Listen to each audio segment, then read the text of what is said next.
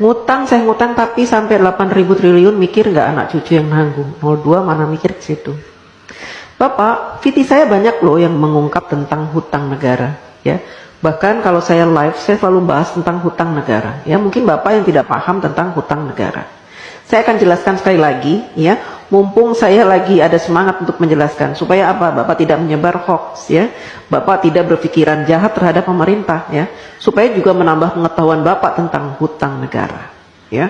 Mudah-mudahan saja penjelasan saya nanti membuat Bapak agak terbuka matanya, kupingnya, ya, pikirannya, wawasannya. Jadi begini Pak, hutang negara, setiap negara ingin mengajukan hutang kepada IMF atau World Bank gitu ya, atau kepada negara-negara lain gitu ya, kepada negara-negara yang mau memberikan hutang, maka harus disepakati oleh wakil-wakil Bapak. Di mana? Di DPR RI, ya. Bentuk negara kita memang mempunyai aturan seperti itu. Presiden tidak bisa memutuskan segala sesuatunya, apalagi perkara hutang sendirian. Jadi harus dinegosiasikan dengan DPR, dan DPR punya peraturan bahwa negara tidak boleh berhutang, ya, yang mana pembayarannya, cicilannya itu melebihi 60% dari penghasilan negara, ya. Nah, saat ini sejak Bapak Jokowi menjadi presiden, hutang negara kita itu tidak lebih dari 35%. Artinya jauh di bawah batas maksimal berhutang yang ditentukan oleh DPR RI, yaitu 60%. Artinya apa? Kita masih berada di ambang aman, ya. Dan saat ini Indonesia terkenal sebagai negara yang hutangnya sedikit dibanding dengan Jepang, Amerika yang sampai 200% dari PDB-nya, Jepang sampai 210%, kemudian negara-negara lain, ya, bahkan tetangga-tetangga kita, Singapura, hutangnya itu banyak Pak.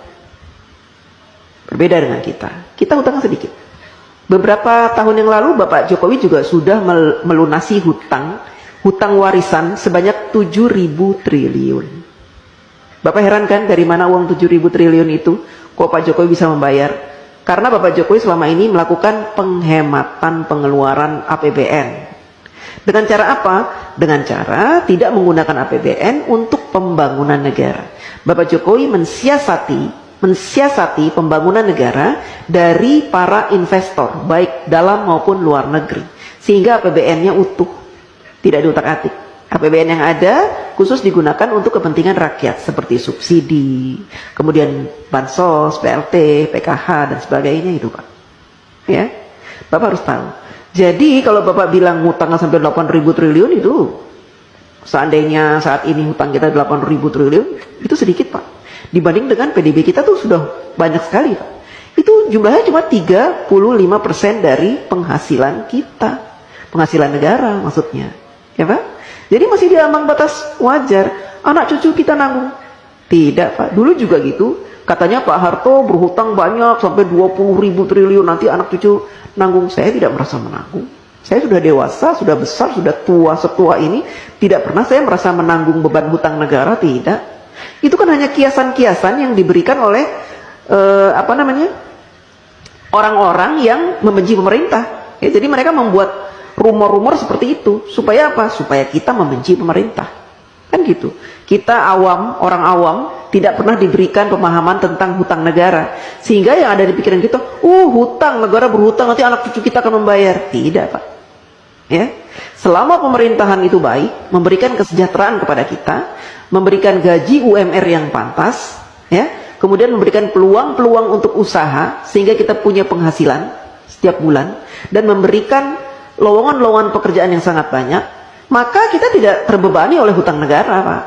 Ya, apalagi sekarang pemerintah sudah membuka banyak sekali lowongan dengan dibukanya smelter-smelter, proyek-proyek hilirisasi, itu akan membuka ratusan ribu lowongan pekerjaan Pak buat bangsa Indonesia, dan itu akan menjadi penghasilan yang akan dinikmati dan sehingga kita tidak dibebani oleh hutang itu. Hutang negara tidak dibebani Pak. Jadi Bapak jangan sok tahu, ya.